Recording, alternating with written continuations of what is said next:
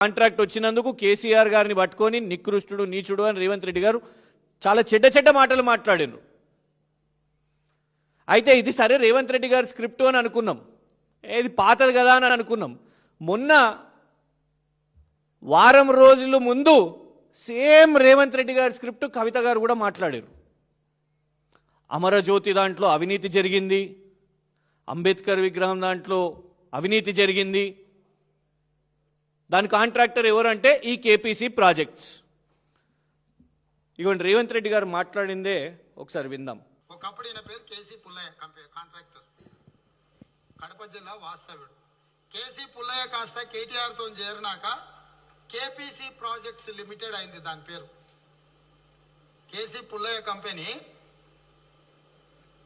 కేటీఆర్ తో వాళ్ళ కొడుకు అనిల్ కుమార్ చేరంగానే ఆ కంపెనీ పేరు మారింది కేపీసీ ప్రాజెక్ట్స్ లిమిటెడ్.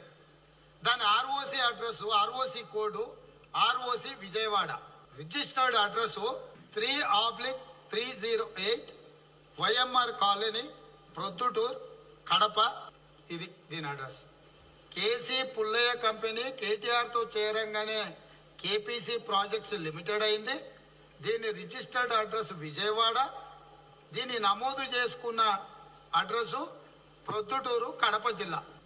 అతని పేరు అనిల్ కుమార్ కామిశెట్టి. సో ఇట్లా ఆ వ్యూహం ఈ వ్యూహం రచించి రేవంత్ రెడ్డి గారు కథలు చెప్పి కాంట్రాక్టులు వచ్చిందాన్న కూడా కేటీఆర్కి ముడిగట్టి ఇగో కేటీఆర్ గారి బినామీ, కేటీఆర్ గారి స్నేహితులకు స్నేహితులు అని తలా తోక లేకుండా స్క్రిప్టులు రచించి ఆ స్క్రిప్టులను ఇవాళ కూడా ఇప్పటికీ కూడా ఎవరన్నా ఇక కేటీఆర్ గారి మీదనో కేసీఆర్ గారి మీదనో బురద జల్లాలనంటే ఆ రేవంత్ రెడ్డి గారి లైబ్రరీ నుంచి ఆ స్క్రిప్ట్ ఉంది కదా, ఆ స్క్రిప్ట్ని బయటికి తీయండి అని లేటెస్ట్గా ఇవాళ కూడా వాడుతున్నారు.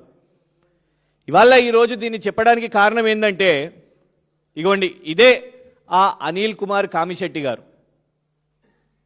పక్కన కేటీఆర్ గారు కాదు కదా వీరు, అనుముల తిరుపతి రెడ్డి గారు. రేవంత్ రెడ్డి గారి సోదరులు అనుముల తిరుపతి రెడ్డి గారితోని రేవంత్ రెడ్డి గారు అన్న కేపీసీ ప్రాజెక్ట్స్ యొక్క యజమాని. మరి కేటీఆర్ గారి బెనామీ అయితే, కేటీఆర్ గారి సన్నిహితులైతే తిరుపతి రెడ్డి గారితో ఇంత సాన్నిహిత్యంగా ఉన్నారేంటిది?